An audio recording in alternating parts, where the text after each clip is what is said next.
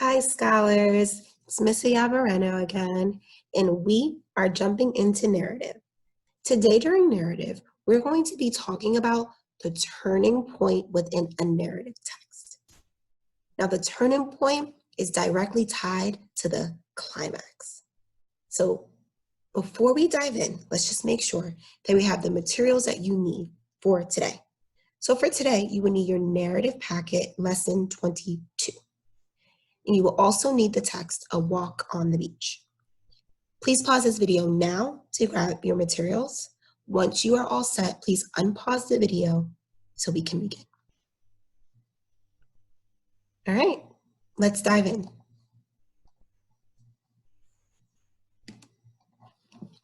What are the elements of plot? What are the elements of plot?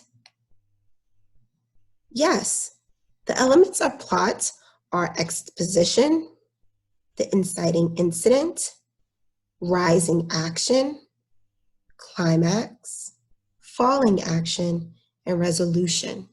Nice job. Here's our next question. What does each letter of story represent? What does each letter of story represent? Yes, the S stands for setting. We learn about the setting in the exposition, but it may change throughout the story. The T, talking characters. We learn about these characters in the exposition.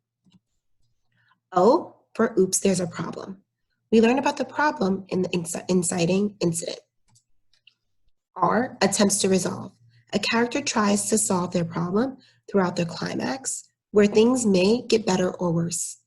And we also see the falling action. And then finally, yes, the problem is solved. This is the resolution.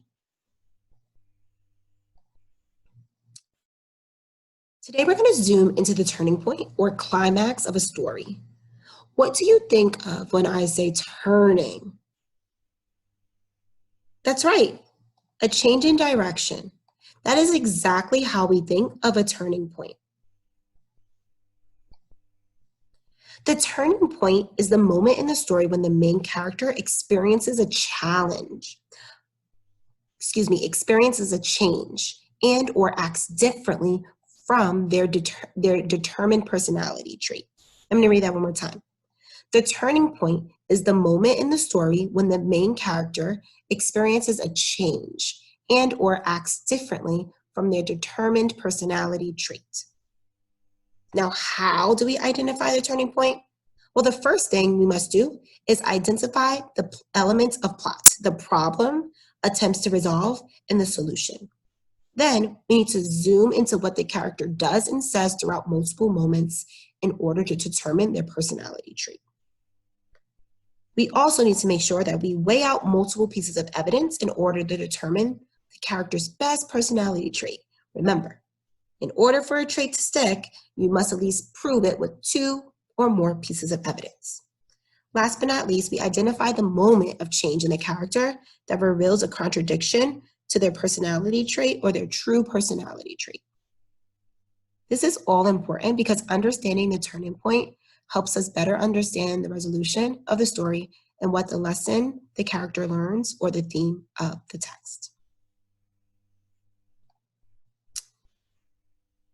So scholars, now we're going to jump into a text that we've seen before, A Walk on the Beach. So let's revisit. Who wants to summarize the story? I know you would. Take a moment and say it out loud. What is the story about? Yes, just as you remembered, there are 2 characters. We have Tony and we have Jenny. And we know that Tony is visiting his cousin Jenny because he's never been or seen the beach. Now let's think about the plot elements we identified previously. Previously, we were able to identify Tony's internal conflict.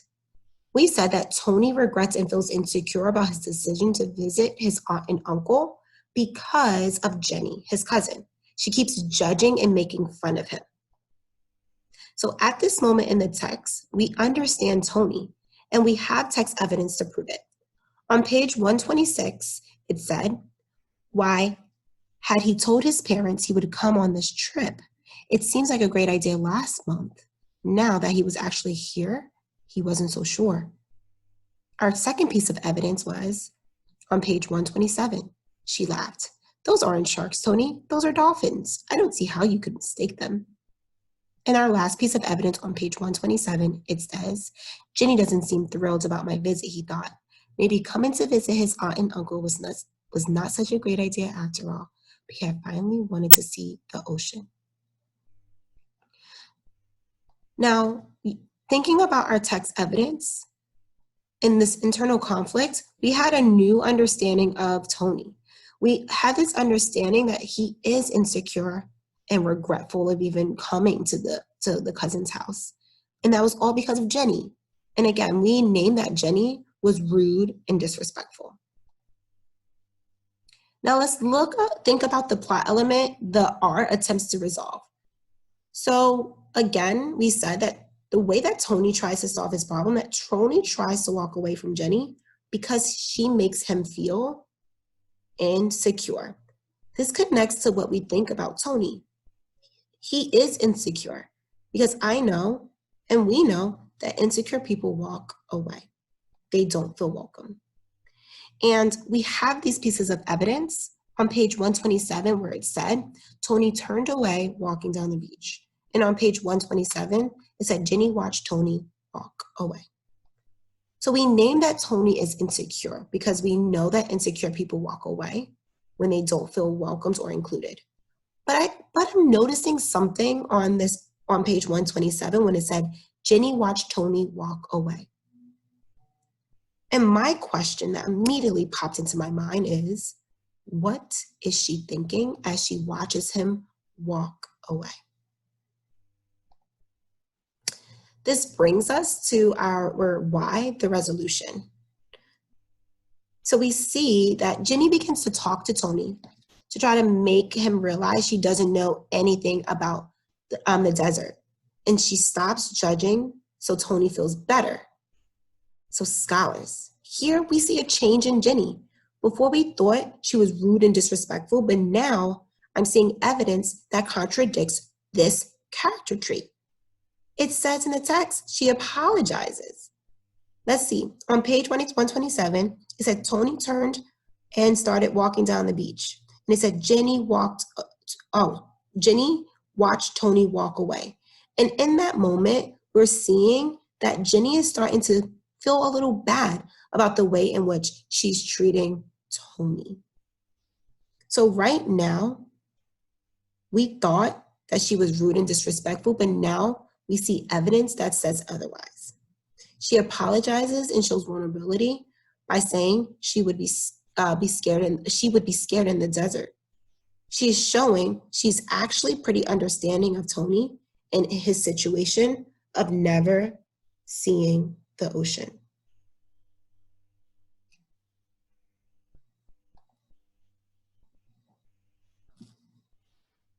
Scholars, the challenge is on. I'm gonna give you 1 minute to grab your marble composition notebook.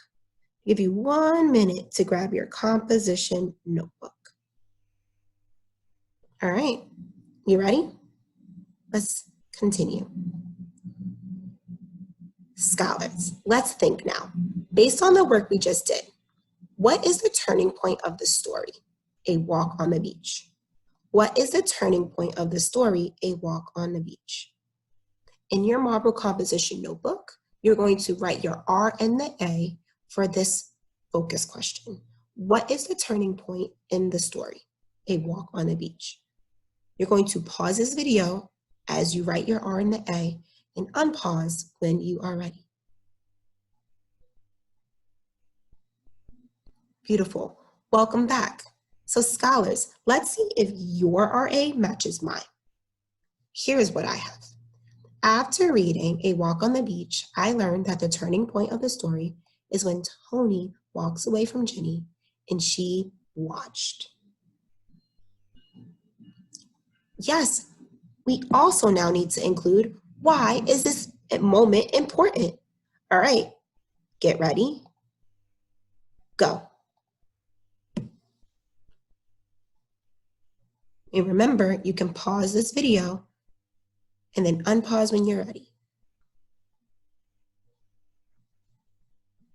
Awesome, scholars. Let's see if your why matches mine. Well, I said this is important because it helps the reader understand the character's true personality trait. And it helped us better understand the resolution in the lesson that Ginny learned from this interaction.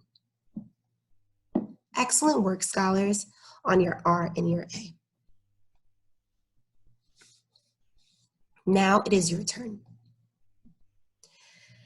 You're going to independently preview the text, Jared to the rescue. You're going to consider, what is the genre? Then you're going to read the text, annotate for story in your marble composition notebook, and then complete pages 4 and 5 to submit as a deliverable to your teachers. Scholars, you've been working so hard during narrative, and I cannot wait to see all of your work around Jared to the rescue. Don't forget to submit your work to your teachers for feedback. 3rd grade? No. 4th graders, get ready. 4th graders, go forth and conquer. You got this. Have a great day.